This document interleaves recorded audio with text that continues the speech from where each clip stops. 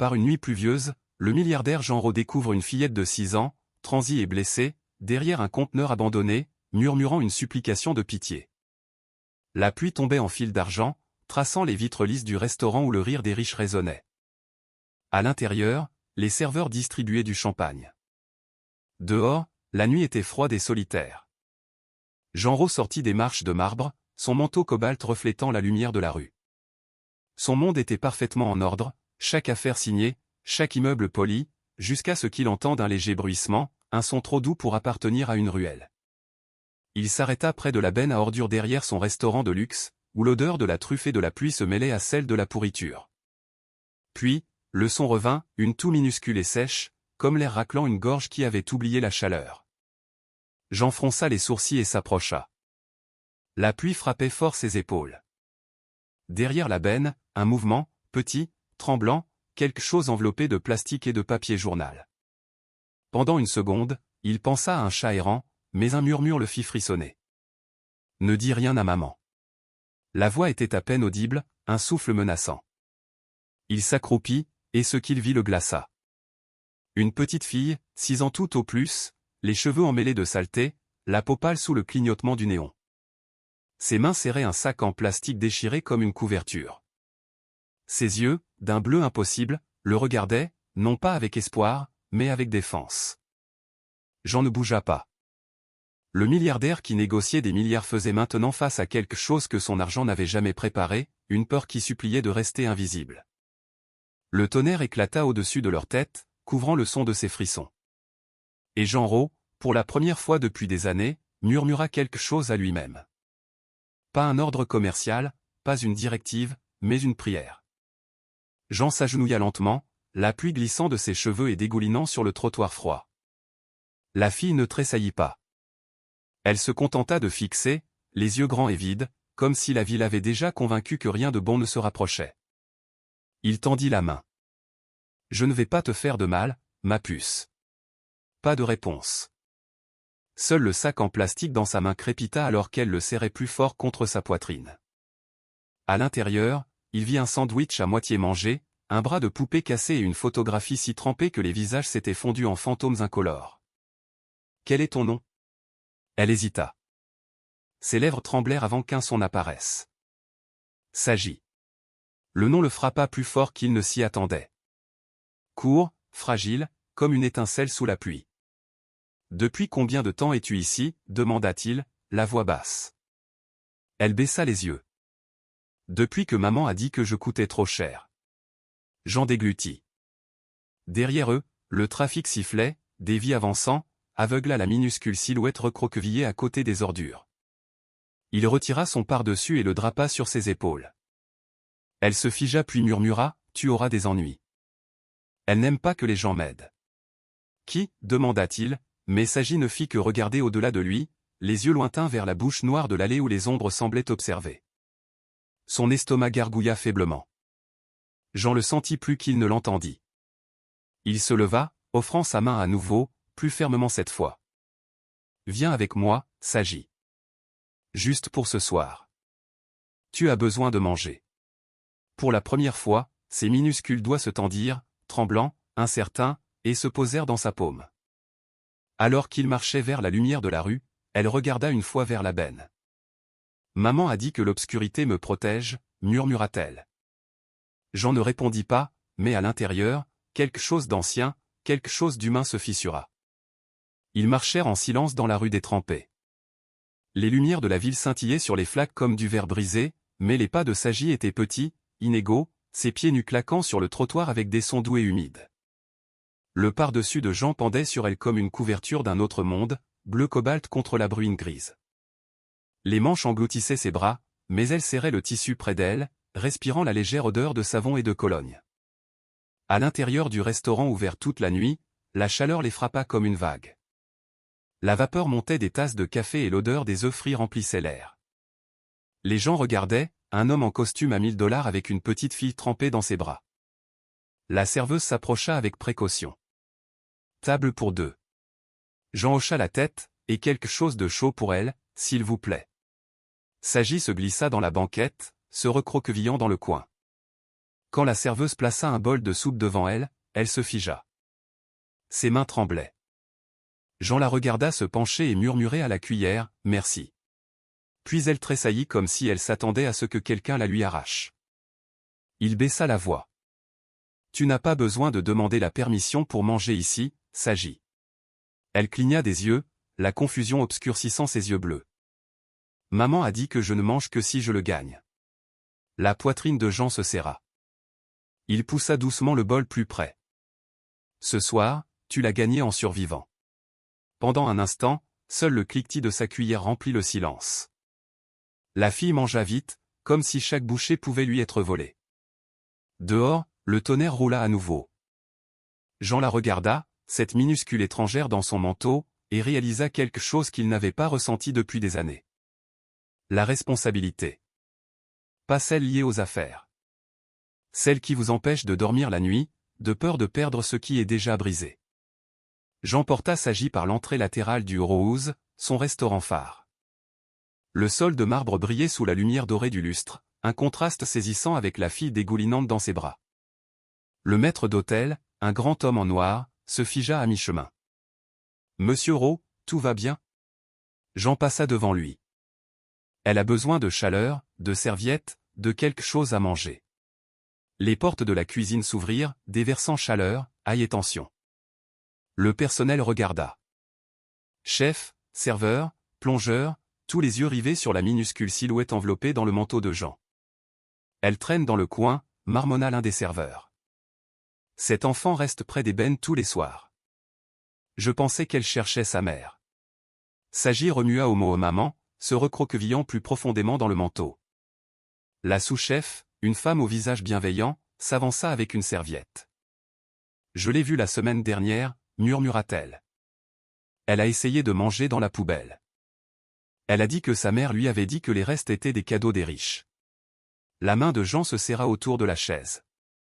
Il avait bâti cet empire, le marbre, les cartes des vins, les critiques parfaites, et pourtant, juste à l'extérieur, une enfant se battait avec les rats pour des restes. La sous-chef plaça un verre de lait chaud devant Saji. La fille le prit lentement, ses petites mains tremblantes. « C'est bon », murmura la femme. « Bois. » Saji le porta à ses lèvres, puis fit une pause. « Maman saura-t-elle que je l'ai volé ?» La pièce devint silencieuse. Jean déglutit difficilement, sa voix basse mais certaine. « Tu n'as rien volé, Saji.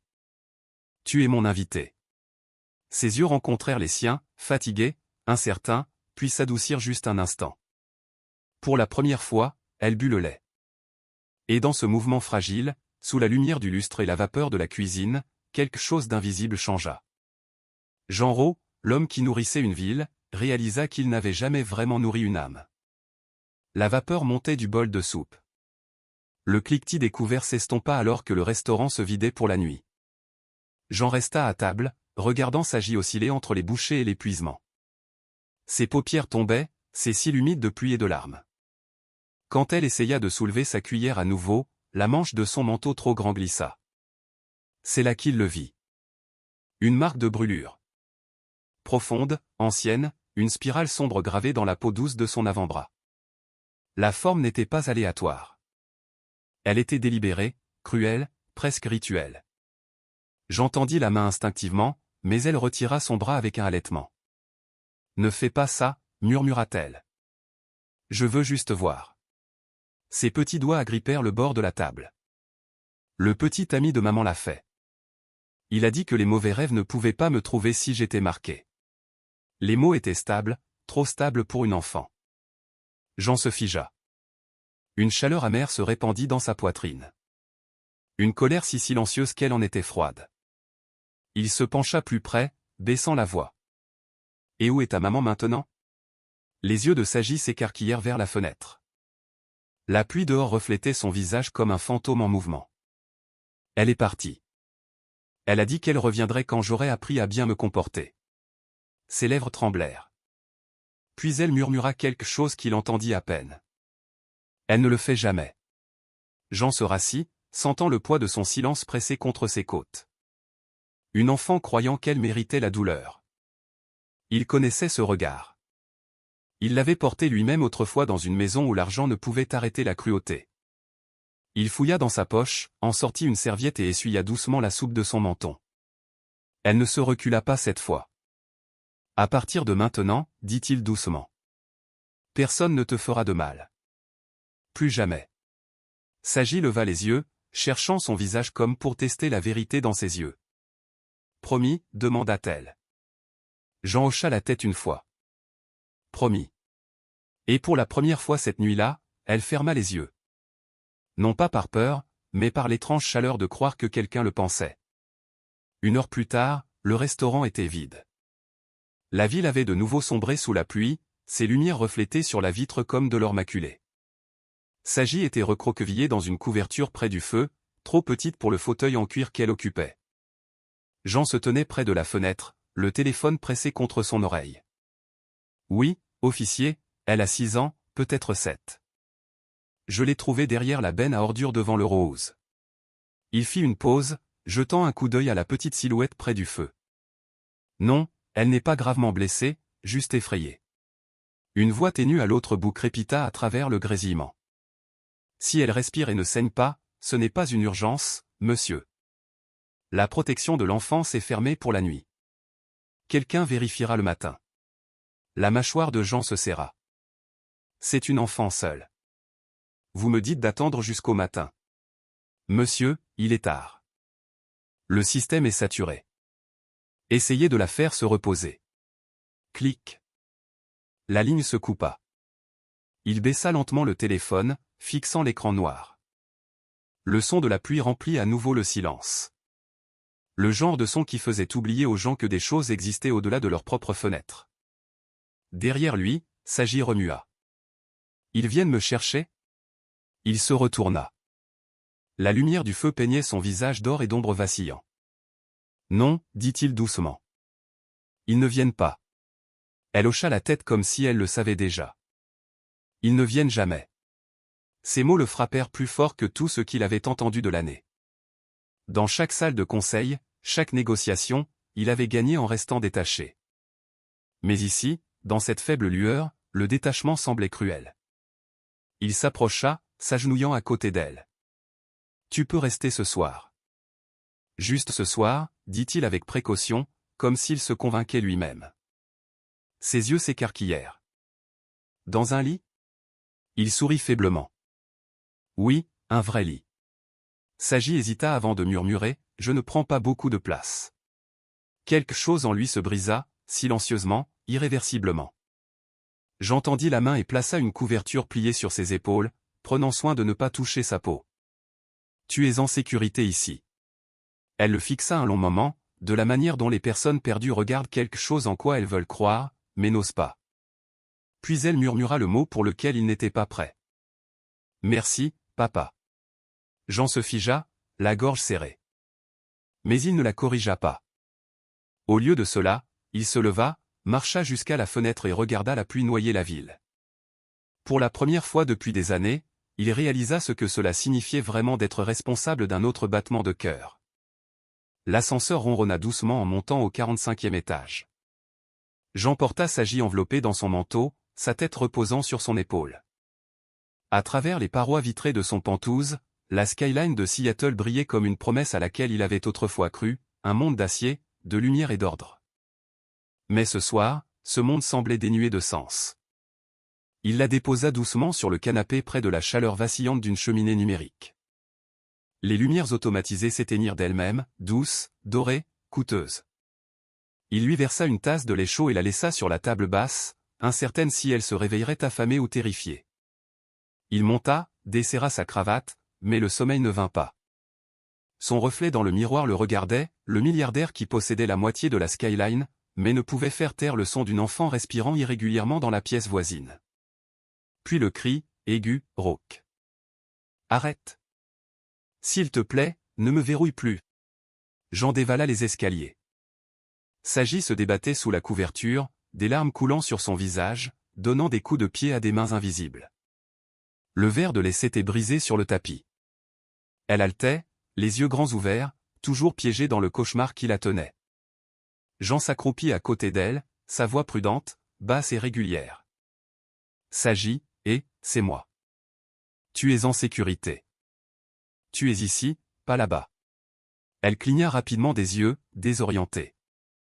Ses mains griffèrent son manteau, cherchant des preuves. Le coffre, murmura-t-elle. Il a dit que je devais rester silencieuse ou les monstres m'entendraient. Jean se figea. Son esprit rejoua les détails. La marque de brûlure, les ordures derrière son restaurant. Maintenant ceci, enfermé dans un coffre comme un objet. Il tendit lentement la main, essuyant une larme de sa joue. Elle ne se recula pas cette fois. Tu es en sécurité maintenant, dit-il à nouveau, plus doucement, sa gorge se serrant. Pas de coffre ici. Juste de la lumière. Juste moi. Les mots semblèrent briser quelque chose en elle. Elle s'accrocha à lui soudainement, ses petits bras s'enroulant autour de son cou avec une force désespérée. Il se raidit, n'ayant pas l'habitude d'être touché, n'ayant pas l'habitude d'être nécessaire, puis rendit lentement l'étreinte. Pendant un long moment, aucun des deux ne parla. La ville murmurait dehors. Le tonnerre chuchotait contre la vitre. Quand ses sanglots se transformèrent en petits hoquets, elle leva les yeux vers lui, les yeux gonflés. Tu ne me feras pas retourner, n'est-ce pas? Jean hésita. La logique lui disait que ce n'était pas son problème. Il y avait des lois, des agences, des procédures. Il n'était pas censé s'impliquer. Mais ensuite, elle ajouta, à peine audible, tu sens la sécurité. Il ferma les yeux. Quelque chose se brisa net dans sa poitrine. Ce mur fin entre la distance et le soin, l'argent et le sens. Personne ne t'emmène nulle part, dit-il doucement. Pas avant que je trouve qui t'a fait du mal. Les doigts de Sagi se desserrèrent, son corps s'adoucissant contre son épaule. En quelques minutes, elle était de nouveau endormie, serrant sa cravate comme une bouée de sauvetage. Jean resta assis là, immobile, écoutant la pluie taper sur les parois vitrées. Pour la première fois depuis des années, il ne pensa pas au profit, aux réunions ou aux tours. Il pensa à un coffre verrouillé, à un murmure dans le noir et à une fillette de 6 ans qui, d'une manière ou d'une autre, croyait qu'il était la lumière.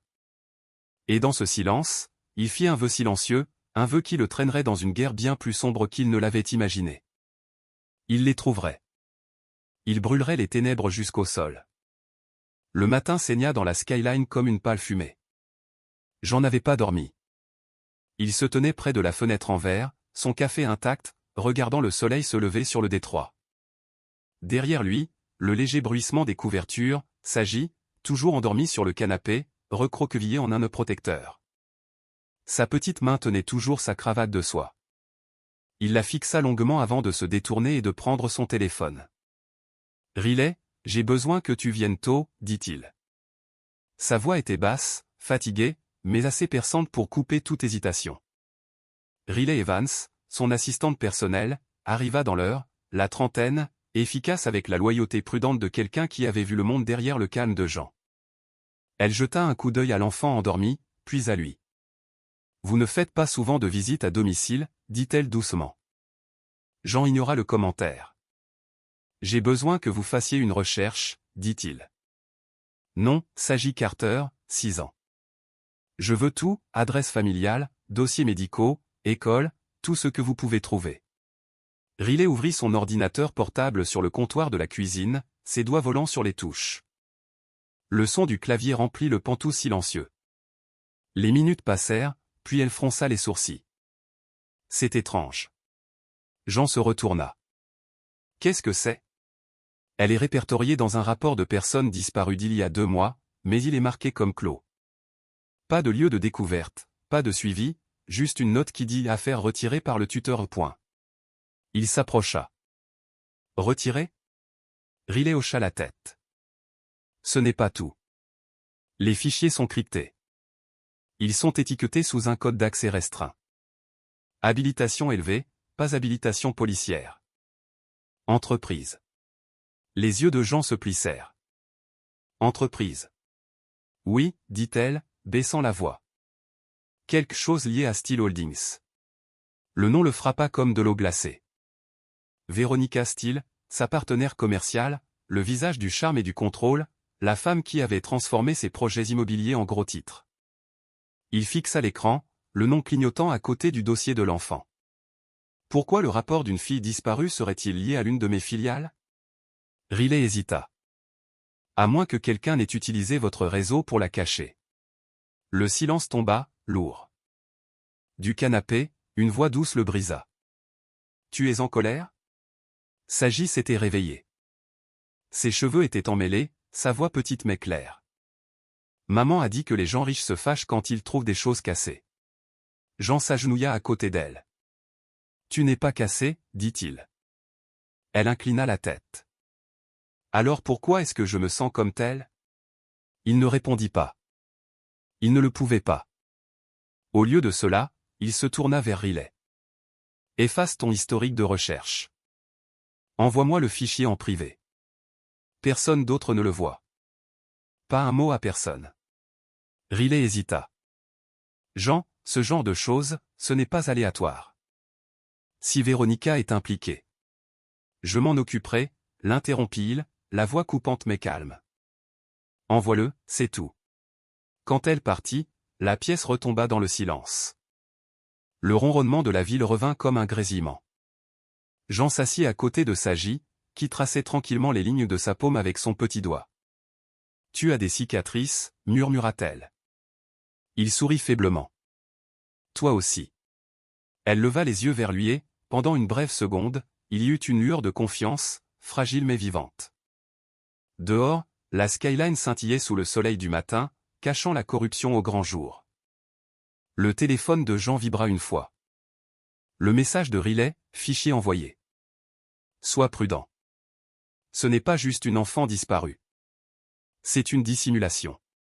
Il regarda Sagi, la contusion s'estompant sous sa manche et se murmura, alors nous allons tirer sur le fil. Et quelque part au cœur de la ville, sous l'acier et le verre, quelqu'un réalisa que Jean-Ro venait de cesser d'être prévisible. Jean-Ro arriva à la Steel Tower juste après midi. Le gratte-ciel de verre fendait le ciel comme une lame, sa surface miroitante reflétant une ville qui croyait aux apparences. À l'intérieur, tout scintillait, marbre, moulure dorée, silence. Il passa la sécurité avec la facilité du propriétaire.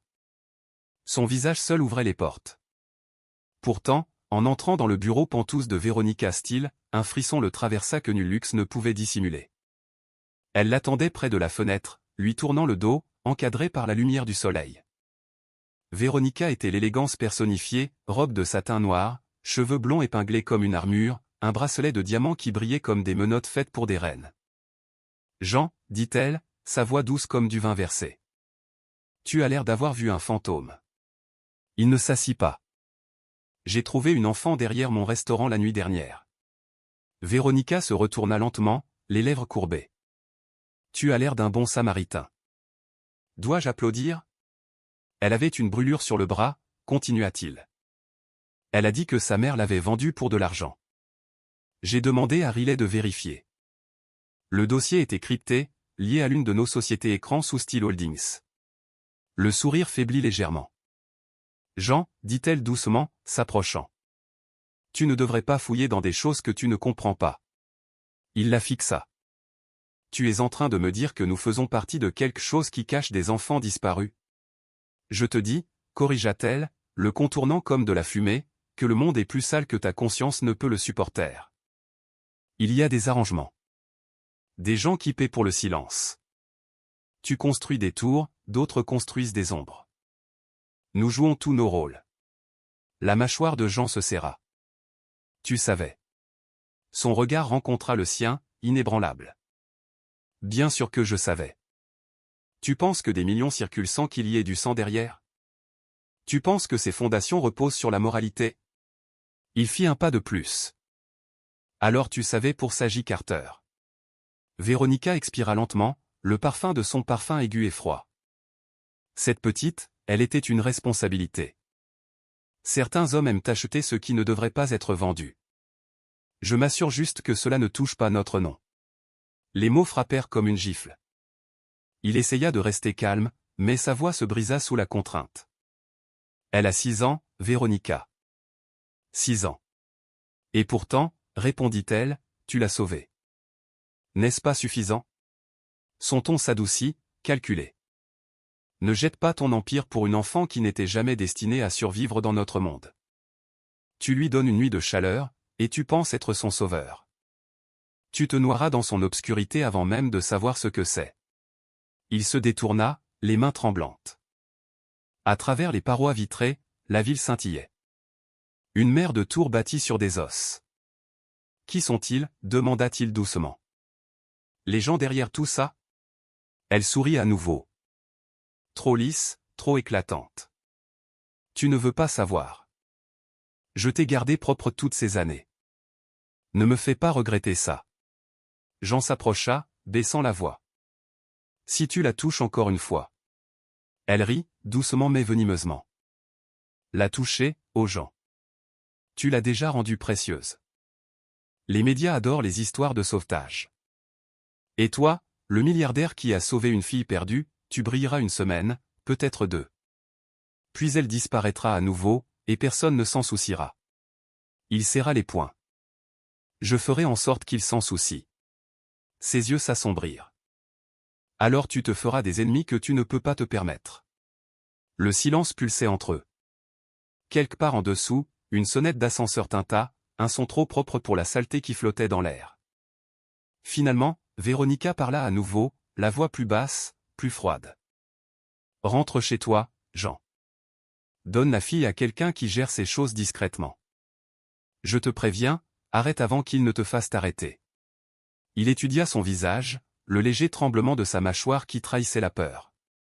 Qui sont-ils? Demanda-t-il. Elle sourit une fois de plus, mais cela n'atteignit pas ses yeux.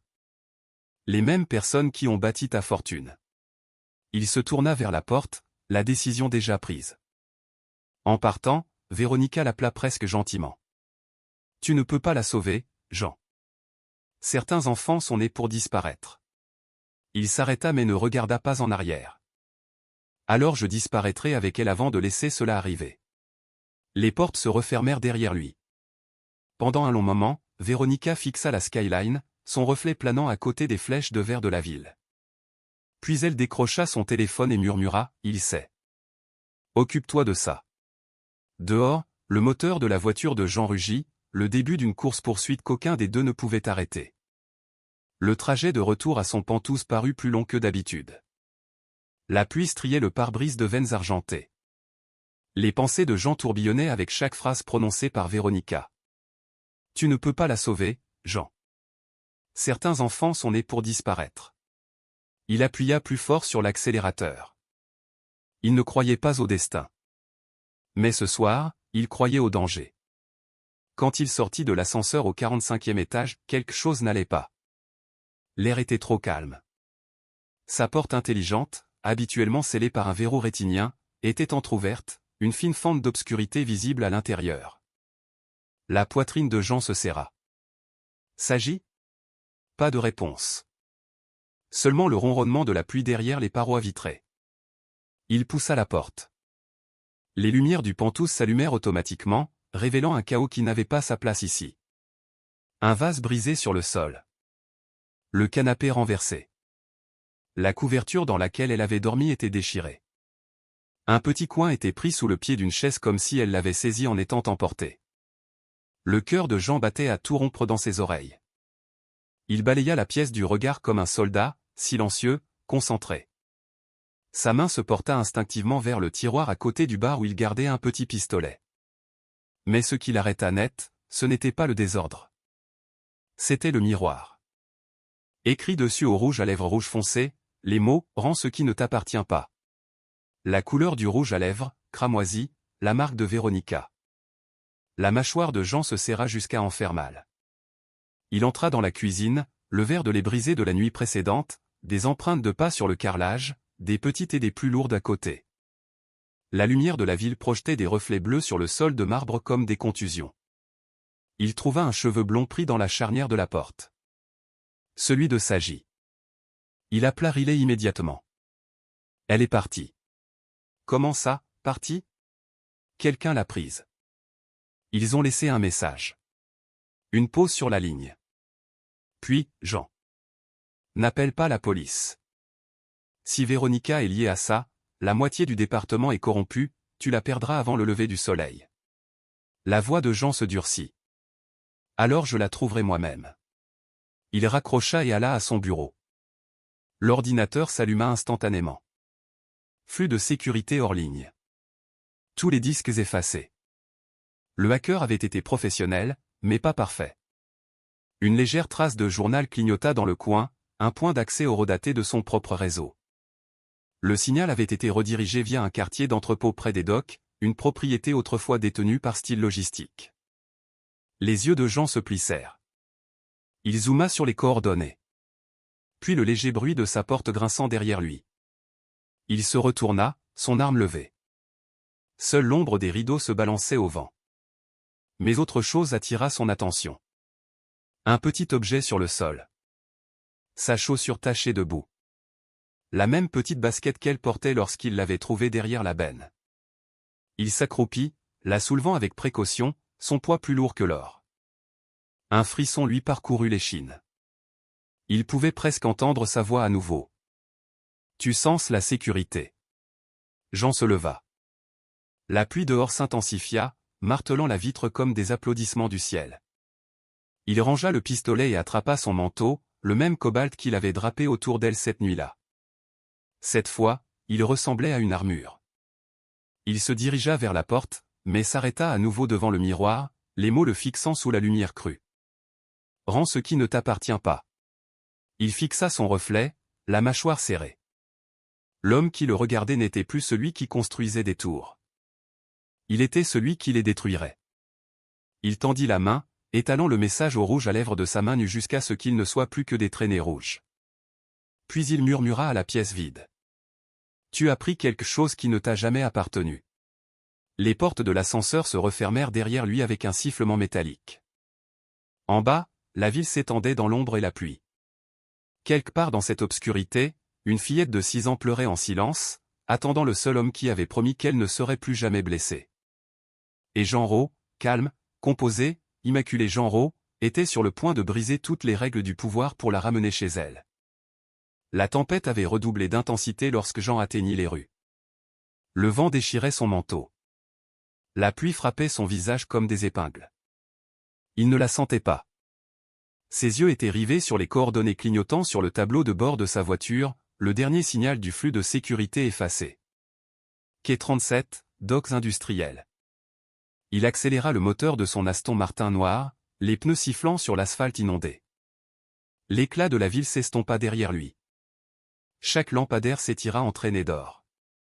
Chaque ombre semblait une menace. Son téléphone vibra. Rilait encore. « Jean, j'ai retracé le signal redirigé. Il y a du mouvement au dock. Une camionnette, pas de plaque, vitre teintée. Parti il y a 10 minutes, direction sud. Envoie-moi le flux. » Je ne peux pas. Leur réseau est en boucle fermée. Ensuite, j'ai tracé l'antenne relais près d'eux. Je la trouverai. Il coupa l'appel et vira dans une route secondaire, la voie du GPS essayant en vain de suivre. La pluie était maintenant un rideau tambourinant sur le métal et le verre. Chaque seconde s'étirait. Il entendait encore la voix de Sagi dans sa tête, petite et tremblante. « Tu sens la sécurité. » Il serra le volant. « Accroche-toi, gamine. » Alors qu'il approchait du front de mer, l'air s'épaissit de sel et de diesel. Des grues massives se dressaient comme des squelettes dans l'obscurité. Des projecteurs vacillaient sur des conteneurs d'acier humide, chacun ronronnant d'écho. Puis un mouvement. Une camionnette blanche émergea du côté du quai, ses feux arrière fendant le brouillard. Le pouls de Jean s'accéléra. Il enfonça l'accélérateur. Les pneus hurlèrent. Le moteur rugit. Il suivit, les phares déchirant les nappes de pluie. La camionnette prit de la vitesse, dérapant dans les flaques, fonçant vers l'ancienne voie maritime. Jean se pencha en avant, les yeux vifs. « Vous avez choisi le mauvais homme à voler. » La poursuite déchira les docks, le métal s'entrechoquant, la pluie explosant contre les pare-brises. À chaque virage, des éclairs de feux arrière rouges rebondissaient sur les conteneurs comme des alarmes silencieuses. Puis, un son discordant, des coups de feu. Une vitre arrière de la camionnette vola en éclats, des étincelles jaillissant alors qu'une balle effleurait le capot de Jean. Il vira mais ne s'arrêta pas. Son monde s'était réduit à une seule pensée. La trouver. La camionnette vira sur une étroite route de service, les pneus crachant du gravier. Jean la suivit sans relâche, l'eau jaillissant des pneus comme des ailes de lumière. Il tendit la main sous le siège passager et sortit une petite balise GPS, un prototype de sa propre filiale technologique. Un coup de pouce et elle se magnétisa à un petit lanceur. Il baissa la vitre, le vent et l'eau lui giflant le visage, et tira. Type. Le tracker frappa le pare-choc arrière de la camionnette, se fixant avec un clignotement. Puis la camionnette disparut dans un tunnel de brouillard. Jean ralentit, balayant l'horizon. La pluie s'adoucit en un murmure. Il ne restait que le pouls rythmique du tracker sur son écran. Il expira, tremblant, contrôlé. Son pouls martelait toujours. « Je vous tiens », murmura-t-il. Le signal le mena à l'extrémité du quai. Un entrepôt se tenait là, à moitié éclairé, du genre qui n'existait sur aucun registre de zonage. Il se gara, marchant dans l'eau jusqu'aux chevilles. La foudre éclata au-dessus, rendant le monde blanc un instant. La camionnette était là, les portes ouvertes, vides. Jean sortit son arme, chaque nerf en éveil. « S'agit » Seul l'écho de sa propre voix répondit. Il s'approcha, balayant du regard. Le sol en béton était glissant, des empreintes de pas, fraîches, de petites se mélangeant à des bottes plus lourdes. Puis il le vit, une traînée de quelque chose de rouge maculé sur le sol. Pas du sang, du rouge à lèvres, la même teinte que celui de Véronica. Il la suivit plus profondément dans l'entrepôt, sa lampe de poche fendant la pénombre. Le faisceau attrapa un reflet, une chaussure d'enfant posée seule sur une caisse. À côté, un morceau déchiré de son manteau. Il le ramassa. Tissu froid, une légère odeur d'aile encore présente. Et sur la caisse, grossièrement gravée avec un cutter, 3 mots, « Vous avez été prévenu ». La prise de Jean sur la lampe de poche se resserra jusqu'à ce que ses phalanges blanchissent. Il leva lentement la tête. Dans le coin le plus éloigné, une lumière de caméra clignotait en rouge. Quelqu'un observait. Il regarda droit dans l'objectif, les yeux brûlants, la voix basse et mortelle. « Vous venez de déclarer la guerre. » La lumière clignota une fois et s'éteignit. Jean resta là dans le silence humide de la tempête, le son des vagues résonnant contre l'acier. Il n'avait plus peur. Il était furieux. Et quelque part dans cette fureur, profonde, aiguë, dangereuse, il y avait de l'amour. La pluie avait ralenti en une brume, mais le silence qui suivit était plus lourd que le tonnerre. Jean se tenait sur le quai, son manteau trempé, les yeux fixés sur la camionnette immobile. La vapeur montait de son moteur, encore chaud. Ils étaient partis quelques minutes plus tôt, juste assez de temps pour disparaître dans le brouillard. Il s'approcha prudemment, son arme levée. La porte de la camionnette pendait ouverte, se balançant au gré du vent, grinçant comme un gémissement. À l'intérieur, rien que des empreintes de pas humides, du ruban adhésif et une légère odeur d'eau de javel. Puis il le vit. Une petite étiquette en papier scotché au tableau de bord, le logo de sa propre entreprise, Raw Development Group. Il se figea. Sa marque, son emblème, son nom, maintenant la couverture de monstre. Sur le siège passager gisait un sac en plastique soigneusement noué. Il le déchira. À l'intérieur, le jouet en peluche de Sagi, le petit lapin en tissu qu'elle avait tenu en dormant sur son canapé. Les oreilles étaient déchirées, un œil bouton manquant. Il le retourna et trouva des mots cousus dans la couture avec du fil rouge. « Tu aurais dû rester riche et aveugle. » L'estomac de Jean se contracta de froid. Il recula, balayant le quai du regard. Les projecteurs clignotaient au-dessus, ronronnant dans l'air humide. La mer au-delà roulait sombre et infinie. Pendant un instant, il crut presque voir la petite silhouette de Sagi courir le long des planches de bois, l'appelant par son nom, terrifié. L'image lui transperça la poitrine. Il s'agenouilla, touchant le bois humide. La plus légère goutte de sang, minuscule, presque perdue dans la pluie. Il y pressa son pouce. « Tu es vivante » murmura-t-il. « Je sais que tu es vivante. » Derrière lui, la foudre éclata. Pendant un battement de cœur, le monde devint blanc. Et dans cette lumière, il vit une ombre bouger à l'extrémité du quai. Une silhouette en manteau sombre observant, puis disparut. Jean ne la poursuivit pas. Il n'en avait pas besoin. Qui qu'il soit, il voulait qu'il voie. Il se tint là, la mâchoire serrée, agrippant le lapin en peluche jusqu'à ce que les coutures lui coupent la paume. « Vous l'avez prise » murmura-t-il, la voix basse et tremblante de rage contrôlée. « Maintenant, vous avez rendu cela personnel. » Le vent hurlait, dispersant la pluie sur son visage comme des éclats. Et alors que la tempête engloutissait de nouveau le quai, Genrot se retourna vers sa voiture. Un homme dépouillé de son innocence marchant vers la guerre. Le trajet de retour depuis le quai s'estompa en un tunnel de pluie et de phare. Jean remarqua à peine la route. Il ne voyait que le siège vide à côté de lui, le petit lapin en peluche serré dans sa main, son œil bouton le fixant comme une accusation. Il s'arrêta près du pont surplombant la baie. Les lumières de la ville scintillaient à la surface de l'eau, tremblant avec le vent. Il éteignit le moteur. Pendant un long moment, il n'y eut que le sifflement de la pluie sur le métal et son souffle superficiel et irrégulier. Puis cela vint, le souvenir. Cela commença par le son. Ce même bourdonnement aigu de la pluie sur le verre, il y a des années, dans une pièce plus petite et plus sombre. Jonathan, la voix de son père, pâteuse, lourde de bourbon. « As-tu encore pris mon portefeuille ?»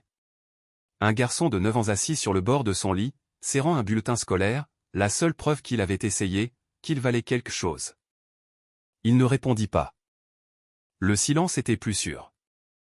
La porte s'ouvrit en claquant. Une ombre remplit l'encadrement. La main de son père s'abattit plus vite que le son. La gifle résonna dans la pièce. Petit bon à rien. Les petites mains de Jean couvrirent ses oreilles, mais les mots le trouvèrent quand même. Chaque fois, chaque nuit, la même chose. Il se souvenait du papier peint qui se décollait, de l'odeur du whisky, de l'ampoule tremblante au-dessus de sa tête. Il se souvenait avoir souhaité que quelqu'un ouvre cette porte, sa mère, les voisins, n'importe qui. Mais personne ne l'a jamais fait. Il apprit alors que le silence n'était pas la paix. C'était la survie. Il cligna des yeux, le présent refaisant surface. Les lumières du pont brillaient en rouge sous la pluie. Son reflet dans le pare-brise le regardait, plus vieux, plus froid, presque méconnaissable de cet enfant. Il fouilla dans la boîte à gants et en sortit une vieille montre de poche abîmée. Celle de son père, la seule chose qu'il avait gardée après l'enterrement. Il l'ouvrit. À l'intérieur se trouvait une photographie froissée et fanée, sa mère le tenant bébé, souriant avant que le monde ne la brise elle aussi. Il traça son visage avec son pouce. « Maman » murmura-t-il, la voix brisée. « Si je n'ai pas pu te sauver, je la sauverai elle. » Le tonnerre roula sur la baie, long et grave. Le téléphone de Jean vibra, le ramenant à la réalité. Un message du détective Harris, une vieille connaissance d'il y a des années. L'un des rares flics honnêtes qui restaient. « J'ai entendu ton nom sur quelque chose de gros. Ne fais pas confiance à Steele. Appelle-moi. » Jean expira lentement, la décision déjà prise. Il jeta un dernier coup d'œil au lapin en peluche, maintenant posé sur le tableau de bord, son œil cassé scintillant sous la foudre. Cet enfant, cette allée, ce cri dans le noir, tout cela convergeait vers une seule vérité. Il ne sauvait pas Sagi par pitié. Il sauvait l'enfant qu'il avait été. Il démarra le moteur, les phares fendant la pluie. Son reflet disparut dans la vitre alors que la voiture s'éloignait, engloutie par la nuit. Et pour la première fois depuis la mort de son père, Genrot ne se sentait plus impuissant. Il ressentait un but, brut, dangereux, inarrêtable. Le genre de but qui fait trembler les monstres. Le restaurant était à moitié vide à minuit. Le genre d'endroit qui ne fermait jamais, qui ne se souciait pas de qui entrait, ensanglanté, brisé ou effrayé. Des néons bourdonnaient au-dessus des banquettes en cuir craquelé. La vapeur s'échappait des cafetières qui n'avaient pas été lavées depuis le siècle dernier. Genrot se glissa dans un coin reculé, la capuche de son manteau dégoulinant sur le sol. Il semblait déplacé, un milliardaire dans un restaurant bon marché, les yeux sombres, la mâchoire serrée. En face de lui était assis le détective Marcus Harris, 45 ans, grisonnant, le genre d'homme qui avait trop vu et trop peu cru. Son insigne pendait à moitié caché sous une veste froissée. Harris remua son café. « Ça fait longtemps, Ro. La dernière fois que je t'ai vu, tu témoignais contre l'entreprise de ton vieux pour fraude fiscale. Je ne pensais pas que tu avais l'estomac pour le côté sale des choses. » Jean rencontra son regard. « J'ai vite appris. Ce soir, ce n'est pas de moi qu'il s'agit. Alors de qui? Il fit glisser une photo sur la table. Le dossier d'admission de Saji à l'hôpital. Granuleux et flou. Son visage paraissait plus petit sur le papier, presque assez fragile pour s'envoler. Harris fronça les sourcils. L'enfant. Elle a été enlevée de chez moi. Il y a un réseau derrière, caché sous Steel Holdings. Harris se pencha en arrière, expirant. Véronica Steel? Tu dis que tes propres partenaires sont impliqués dans le trafic d'enfants? La voix de Jean resta calme, mais chaque mot résonnait comme de l'acier. Je dis qu'elle blanchit de l'argent pour des gens qui le sont. Les yeux du détective se plissèrent. Tu réalises ce que tu accuses, n'est-ce pas? Ce réseau est profond. Flics, juges, entrepreneurs privés. Même moi, je dois faire attention. Jean hocha lentement la tête. Je n'ai pas besoin que tu les arrêtes. J'ai besoin que tu m'aides à la retrouver avant qu'elle ne disparaisse pour de bon. Harris sirota son café, l'étudiant. Pourquoi toi? Tu pourrais t'en aller, appeler les fédéraux, faire un chèque, faire disparaître ça comme vous le faites toujours. La réponse de Jean fut douce, presque brisée. Parce que j'ai été elle. Les mots restèrent en suspens dans l'air, bruts, sans défense. Harris ne dit rien pendant un long moment. Puis il hocha la tête, une seule fois. D'accord, marmonna-t-il. Tu n'as pas entendu ça de moi. Il y a des rumeurs d'un envoi qui transite par le quartier industriel demain soir. Des enfants, pour la plupart. Si elle est encore vivante, elle sera dans ce transport. Jean se pencha en avant. Où?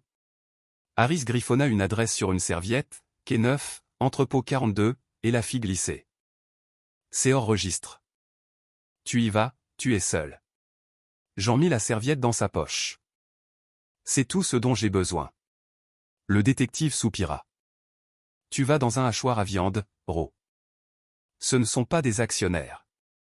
Ils se fichent de qui tu es. Jean se leva, sortant une épaisse enveloppe de son manteau et la laissant tomber sur la table. Alors il devrait commencer à s'en soucier. Harris l'ouvrit. Des piles d'argent, des billets non marqués. Des pots de vin, demanda-t-il. Jean dit, fais sortir ta famille de la ville pour quelques jours. Le détective fronça les sourcils. Tu prépares quelque chose de stupide, n'est-ce pas? Les lèvres de Jean se courbèrent légèrement. Quelque chose de nécessaire. Il se tourna pour partir, mais Harris l'appela. Tu ne peux pas sauver tous les enfants perdus, Jean. Jean s'arrêta près de la porte, la lumière de la pluie scintillant sur ses épaules. Non, dit-il. Juste celle qui m'a trouvé en premier. Il sortit dans la nuit humide. La pluie le salua comme une vieille amie. Il l'inspira, le sel, le diesel, l'odeur du danger. De l'autre côté de la rue, un homme était assis dans un SUV garé, faisant semblant de lire un journal. Jean croisa son regard à travers le reflet de la vitre du restaurant. L'homme baissa légèrement le journal, leurs regards se croisèrent. Jean sourit finement. Ils observent déjà. Il monta dans sa voiture, vérifiant le pistolet sous son siège. L'application de suivi brillait faiblement sur son téléphone. La balise de Saji, silencieuse maintenant, avait de nouveau émis un signal près des coordonnées que Harris lui avait données.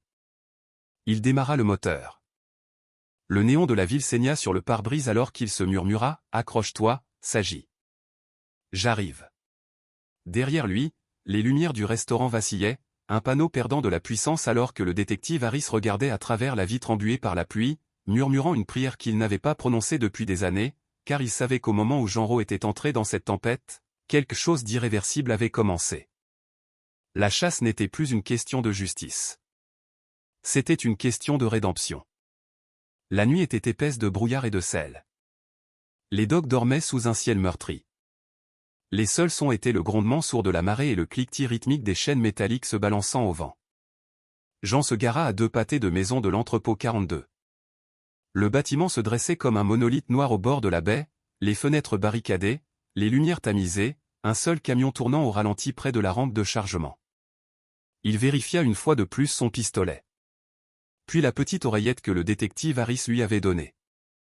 Test radio, murmura-t-il. Copie, la voix de Harris crépita. Je suis à 2 minutes. Le SWAT ne bougera pas sans preuve. Nous avons besoin de visuels d'abord. Le souffle de Jean embuait la vitre alors qu'il regardait à travers des jumelles. À l'intérieur de l'entrepôt, des ombres se déplaçaient lentement, délibérément. Il aperçut des hommes en tenue tactique noire, des fusils en bandoulière, une femme en talons au aboyant désordre. Véronica. Il sentit son pouls martelé contre ses côtes. Visuel confirmé, murmura-t-il. Steele est là. Alors elle ne part pas, répondit Harris. Jean sortit de la voiture, ses bottes éclaboussant silencieusement dans les flaques peu profondes. Le brouillard l'engloutit entièrement. Il se déplaça entre des piles de conteneurs rouillés jusqu'à atteindre la porte latérale. Verrouillée, mais de vieilles serrures signifiaient de vieilles faiblesses. Quelques secondes avec un tournevis et elle s'ouvrit d'un clic. À l'intérieur, l'air sentait l'huile et la moisissure. Le léger bourdonnement des lumières fluorescentes se mêlait à un son plus profond, des sanglots étouffés.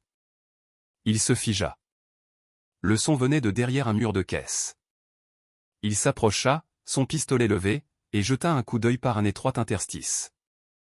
Des cages, des dizaines, des enfants blottis à l'intérieur, des garçons et des filles peut-être de 5 à 10 ans, enveloppés dans de minces couvertures, les yeux grands, vides, silencieux. Et dans la cage la plus proche, une petite silhouette aux cheveux blonds emmêlés serrant un morceau de tissu bleu déchiré. S'agit. Sa gorge se serra. Pendant un battement de cœur, le monde devint flou. Puis il expira lentement et contrôlé et murmura, « Je l'ai trouvé. » Bien reçu, dit Harris. Maintenez votre position. J'interviens par le côté sud. Mais la patience n'avait jamais été la force de Jean lorsqu'il s'agissait de douleur. Il rangea la radio, sortit de sa cachette et se déplaça rapidement. 2 gardes près des cages eurent à peine le temps de réagir. Le premier tomba d'un coup de poing à la mâchoire. Le second fut désarmé d'une torsion nette et d'une prise silencieuse. S'agit leva les yeux au bruit, clignant des yeux à travers les larmes. « Jean » murmura-t-elle, incrédule. Il s'agenouilla près de la cage. « Je suis là, ma puce. » C'est fini. Ses petites mains tendues à travers les barreaux. « Ils ont dit que tu ne viendrais pas. » Il sourit faiblement. Ils avaient tort. Le verrou céda avec un pied de biche. Elle trébucha dans ses bras, tremblante. Il l'enveloppa de nouveau dans son manteau, ce même bleu cobalt. Mais avant que le soulagement ne s'installe, un claquement sec résonna dans le couloir. Le son indubitable d'une sécurité désactivée. Touché, ronronna une voix derrière lui, mais prématurée. Véronica. Elle sortit de l'ombre, ses talons claquant sur le béton, son pistolet visant fermement sa tête. 2 hommes armés la flanquaient. Jean se retourna lentement, plaçant S'agit derrière lui. « Laisse-la partir, dit-il. » Le sourire de Véronica n'atteignit pas ses yeux. « As-tu la moindre idée de ce que tu viens de faire ? Tu as fait irruption dans mon investissement. Sais-tu ce que ces enfants valent pour les gens d'en haut ? Je sais ce qu'ils valent pour moi, dit-il doucement. Tout. Elle soupira. Tu as toujours été sentimentale. Une soudaine explosion de lumière, des projecteurs. Puis la voix de Harris rugit d'un mégaphone à l'extérieur, police de Seattle. Lâchez vos armes. La pièce explosa de mouvement. Véronica tira la première. Le coup ricocheta sur une caisse. Jean attrapa S'agit et plongea derrière un fût d'acier alors que les balles déchiraient l'air. Des officiers du SWAT firent irruption par les portes, criant des ordres. Fumée, coup de feu, chaos. À travers la brume, Jean vit Véronica courir vers la sortie arrière. Il voulait la suivre pour en finir, mais les petites mains de S'agit s'accrochèrent à son bras. « S'il te plaît » cria-t-elle. « Ne me quitte pas. » Il la regarda, la peur, la confiance, et resta. 2 officiers les atteignirent, couvrant leur fuite. Harris apparut, saignant d'une éraflure à l'épaule, mais toujours debout. « Nous l'avons eu » cria-t-il. « C'est fini pour eux. » Jean souleva S'agit dans ses bras et sortit dans la tempête de lumière clignotante. Elle enfouit son visage contre sa poitrine. « Je savais que tu viendrais » murmura-t-elle. Il resserra son étreinte, la voix brisée pour la première fois. Toujours. Derrière eux, les sirènes gémissaient tandis que la voix de Véronica résonnait faiblement dans l'obscurité. Tu ne peux pas effacer ce que tu as bâti, Jean. Il ne regarda pas en arrière parce qu'il savait déjà qu'il ne l'effaçait pas.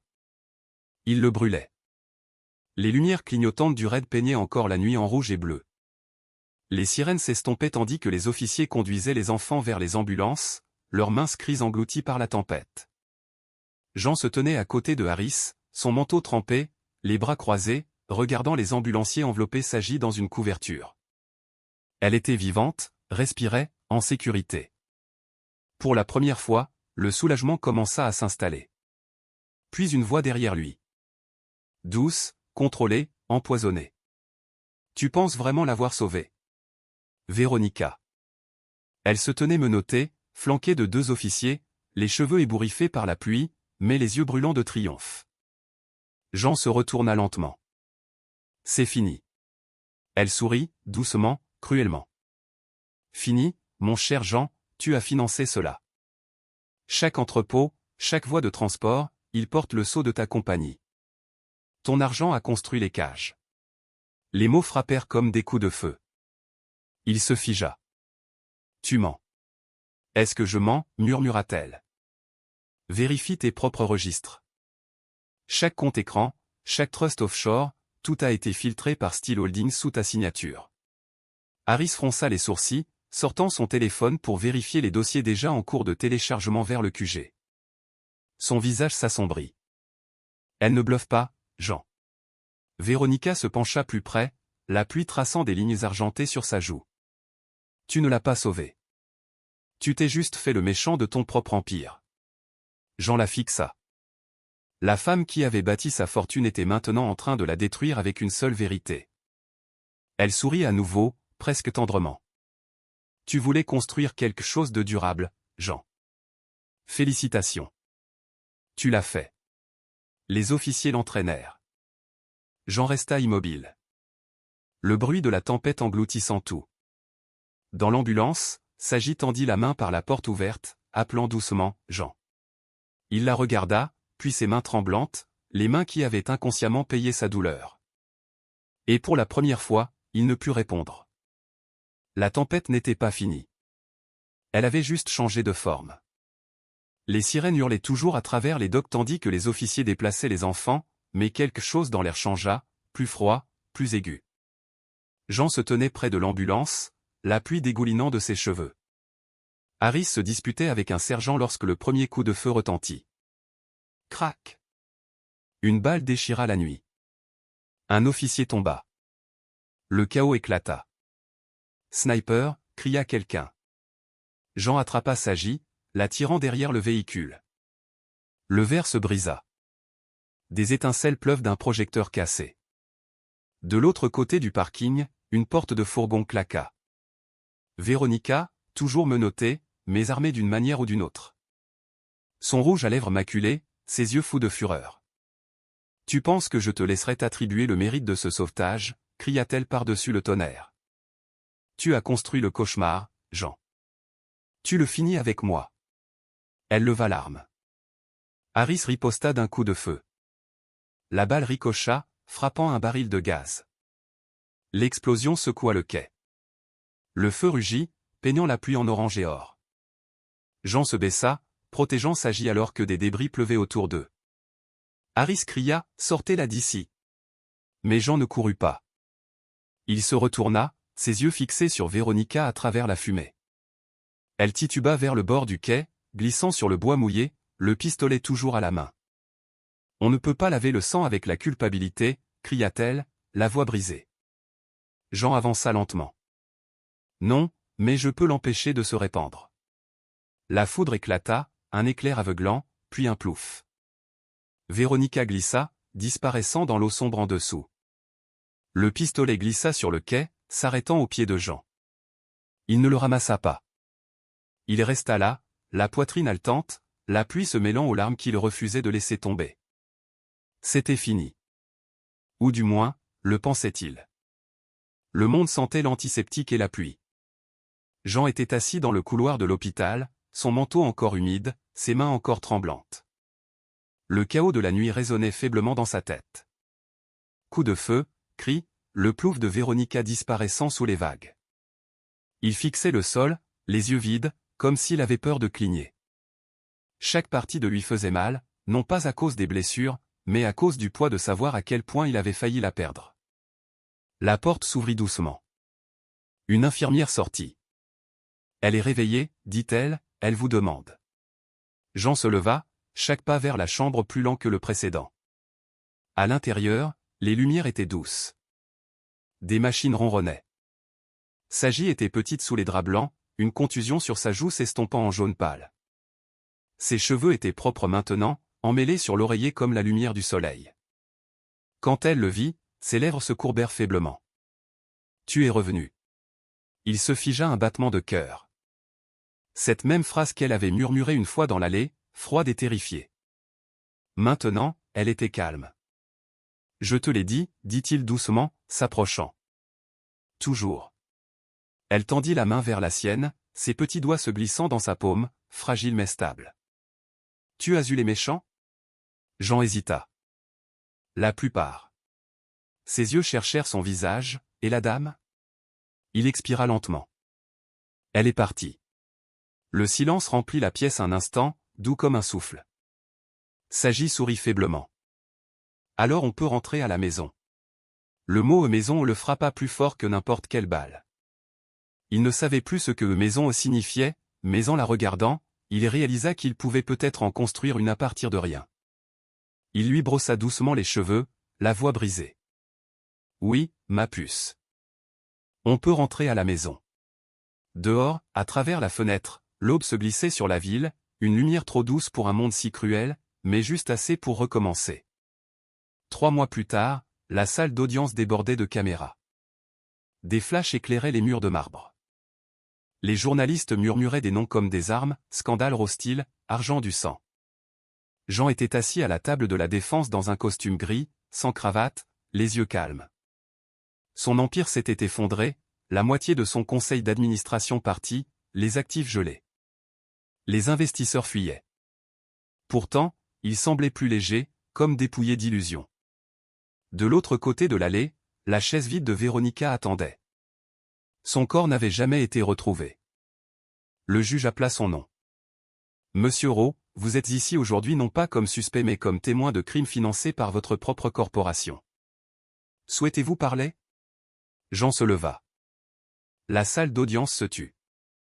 Il regarda les visages, avocats, journalistes, étrangers, puis la petite silhouette assise dans la galerie à côté du détective Harris, Sagi, ses cheveux soigneusement attachés, tenant son lapin en peluche. Il commença lentement. J'ai bâti des tours qui touchaient le ciel, mais je n'ai jamais regardé en bas. Je n'ai pas vu ce que mon argent enterrait. Des enfants, de la douleur, le silence. Il fit une pause, la voix tremblante. Je pensais qu'une vie sauvée ne pouvait pas équilibrer tout ce mal. Mais peut-être qu'il ne s'agit pas d'équilibre. Peut-être qu'il s'agit de recommencer, proprement. Les appareils photo cliquèrent. Quelqu'un renifla.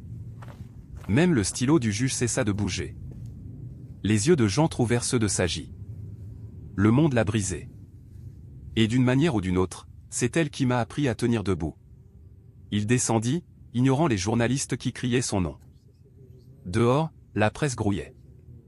Il ne dit rien, leva juste les yeux vers le ciel gris de Seattle. Pour la première fois depuis des années, il ne se sentait plus comme un homme qui tombe.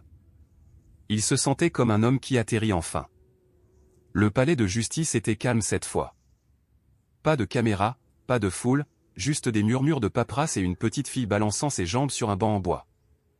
Jean s'assit à côté d'elle, son costume simple, ses mains calmes mais légèrement tremblantes. De l'autre côté de la table, une greffière sourit gentiment. « Monsieur Rowe, êtes-vous certain de comprendre les responsabilités de l'adoption ?» Il hocha la tête, complètement. Sagi leva les yeux vers lui, fronçant les sourcils de concentration. « Ça veut dire que j'aurai ton nom de famille. » Il sourit faiblement. « Si tu le veux. » Elle hocha la tête avec force. « Sagi Rowe, ça sonne fort. » La greffière gloussa, tamponnant la dernière page. « Alors, c'est fait. » Jean expira, presque surpris par la simplicité de la chose. Comment quelque chose de si brisé pouvait se terminer dans une paix si tranquille? Il jeta un coup d'œil à Sagi, qui était occupée à dessiner de petits cœurs sur le bord du papier avec un stylo rose qu'elle avait apporté de l'hôpital. « Je peux t'appeler papa maintenant ?» demanda-t-elle, sans lever les yeux. Sa gorge se serra. « Tu le fais déjà. » Elle sourit, un rayon de soleil humain, et tendit la main vers la sienne. « Alors rentrons à la maison, papa. » Il se leva, prenant sa petite main dans la sienne, la même main qu'il avait trouvée un jour tremblante derrière une benne à ordures. Dehors, le ciel était d'un bleu pâle après des semaines de gris. Elle leva son visage vers le vent, gloussant alors qu'il emmêlait ses cheveux. Pour la première fois depuis des années, Genro ne se sentait plus hanté par le bruit de la ville. Il la sentait respirer avec lui, vivante, pardonnant. Des mois plus tard, Jean marcha seul dans la même allée où tout avait commencé. La benne était toujours là, rouillée, oubliée, mais les ombres semblaient plus légères maintenant. Il déposa un petit ours en peluche à côté, enveloppé d'un ruban bleu propre. Une note attachée à sa patte disait « Pour chaque enfant qui attend encore ». Pendant un long moment, il resta là, la pluie douce sur son visage, la ville vivante de rires lointains au lieu de sirènes. De la rue derrière lui, la voix de Sagi appela, claire et chaleureuse. « Papa, viens. On va être en retard. » Il se retourna, souriant. « J'arrive, ma puce. » Ils marchèrent ensemble vers la lumière, l'allée s'estompant derrière eux, le monde enfin large et lumineux. Et pour la première fois de sa vie, Genro ne fuyait plus l'obscurité. Il en sortait.